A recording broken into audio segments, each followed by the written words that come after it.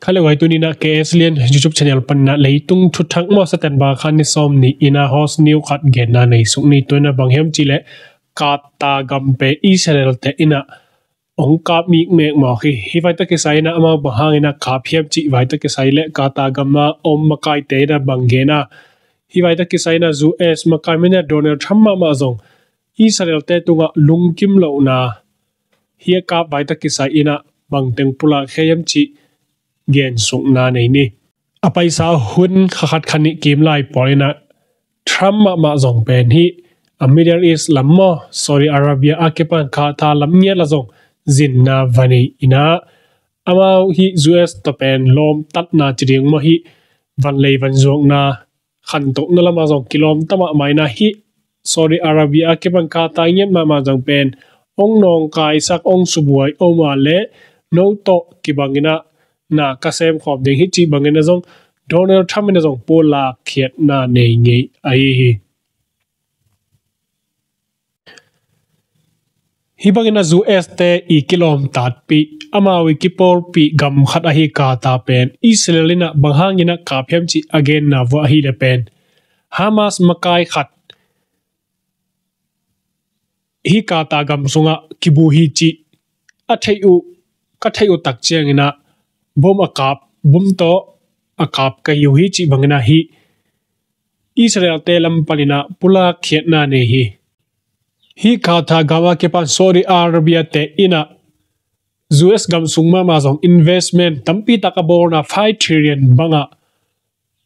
van lei van zong na lama na satakina na asemu hi to hina Israel na US te I kipor pi chiding ma amawi kiwi tui pi gam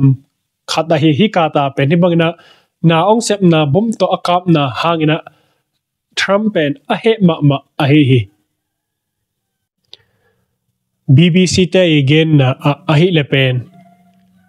Hamas makai amoy gam sung pana hi kata a kibu ina aom na te pen Israelina athe tak chengena hi Hamas makai pa I omna teng pen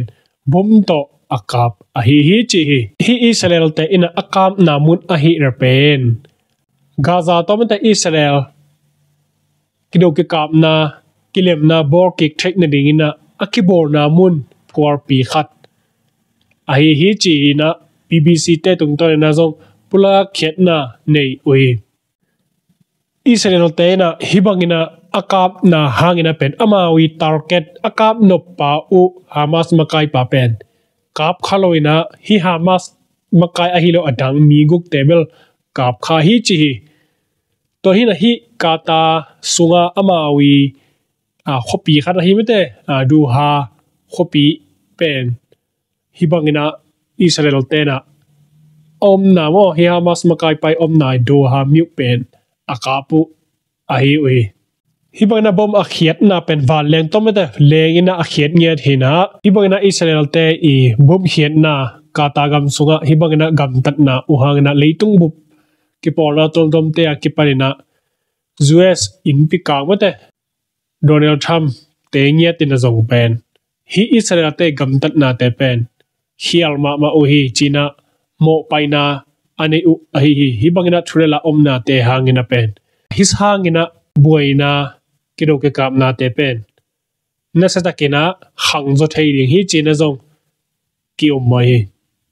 hi bangina Israelina kata gam akap na ta ke sai ina Donald Trump he ma phado na ina banghiam chi le akap ding mawina thei khorna pen Donald Trump ina nei loina hi bangina bom ki khiat tak chiang ina Donald Trump ina thei pan ahi na dung zuina ahe ma ahi na mo media te ina Donald Trump he na hi bang teng hangi chi na zong gen na nei hi Hamas te makai pi pa Israel te na apai sa hunina Iran na kido ke kap na Iran to buena hun sungina zong hi makai pa mo Hamas makai pa pen a khe zong kap tan nge kap liam nge kha hi chi hi tua ki paina hi bangna liam na vai hangina kata gambel thaina ding phalna to hi kata gam sung du ha myuk ne sunga pen a om kha a hi bangina omna mulle mol te pen Israelina a thei tak chiang ina ama wa leng to bom hian nge tina akapu hima le hi akap no pa open a khaloina adang Hamas mi ve mi go kim te pen a si na puak kha u a hi Israel na hibangina akap khit tak chiangina pen minute som kim khong apai het nunga US te ina hikata gambuai na pen a koi chiran hiam asia liam boi chiran hiam chi bangina zong phong sap na zong nei thei pa hi chi hi to hi na igen sama bangina hi vai ta ke sai ina Donald Trump ina kido ke kap ma ta hi bom ki khet tak chena thula te thei pat a hi manina anung aso ma a hi to bana hi ama wi ke zop pi ka ta te to pen Israel na no ko wi ke zop na te pen ong khap tan hiu te chi bangina zong a Trump he ma na hi hang teng phadiak zong a hi ama athuina hi Trump nge tin pen Israel te amoi gam tan na khem pewa agum nyat hoi tale hoi takele agum nyat hi na tuina Israel na ka ta hi bagnang kap tak chiang ina amau ka ta le US pen ki zom na len pi khat zong ane som mu ba na zong tampi tak investment akini hino ai hi toy marina mailama hi bang na sep na te pen hi bang na sep na te pen Israel gar kap mang pi pang yet pen Donald Trump ina mo paina ane hi vai ta ke sai ina ka ta makai te lam panina thupulang na ne hepa uina hi bangina Israel te ina bom duha mu ne sunga Hamas makai pai na bom khet na to ke sai ina hipen ngong tat ma na sep khat a hi na dung zuina ka ta te lam panina zong hi Israel te pen ki kap ki ding hi ki thuk ki ding hi chi i bangina zong pula khet na nei pa hi to hina hi bangina gam khat kido na pen a Gaza bek tham lo mete gam khat hi bangina Israel te a huwa chi ding mo akam nuam om to mok le bang chiran changna leitung pen ong buai sem ding ham chi pen la hoi ma a hi to bana hi kata pen amau Middle East sunga amuan huai gam bitna omna gamina kichiam te a hi Zulup lamdan ina meta Sweden khong pen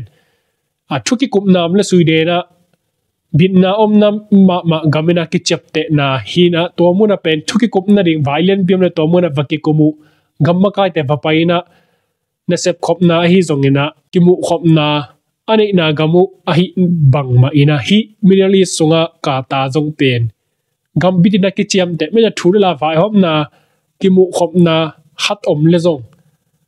akizang mun bitna ringina akizang thuki kupna ringina akizang gam khat ai hi tena gen sama bangina mete hi Gaza to kilem theina ring vai Israel te vai ki kupna azong hi kata gam akizang ai hi Hamas makai pa pen kata gama om tak changina hi kata gam pendina gen sama bangina amuan hoi gam a hi na dung zuina achinga kemete Hamas makai pa pen akim na ya security ala chi bang pen om selo hi chi mo ai jong na hi Israel te na amai om na thei tak chengina abom to akhiat ai hi vai ta ke sai Israel ga kap mang pi pa ina abi sa huina amai gam tat na tung torina thuk kiek ding koi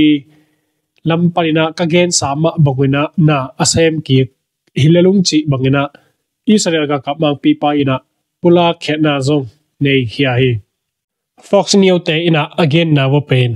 Israel na kata gam hibangna akap ma ina US te pen thei sakna ne hi chi bangna zong again om himale kata gama makai telam panina ama oi phong ki hona tung tonina Donald Trump ina zong pen hibangina bom ki hiat vai pen a hiat ma na lengina pen thei na nei lo hi a hiat khit nunga pen hibang thoila a thei pan hi chi bangina kata telam panina zong pula khiat na ani u ai hi vai ta ki sai ina bangdana thurela ong pai to diam bang thuthak om to diam chi zong huninga a iet zo le updates news te mo tu thang te aban zom to ni to ni Israel na kata mahana ka hyam chi vai ta ki sai to za again so khini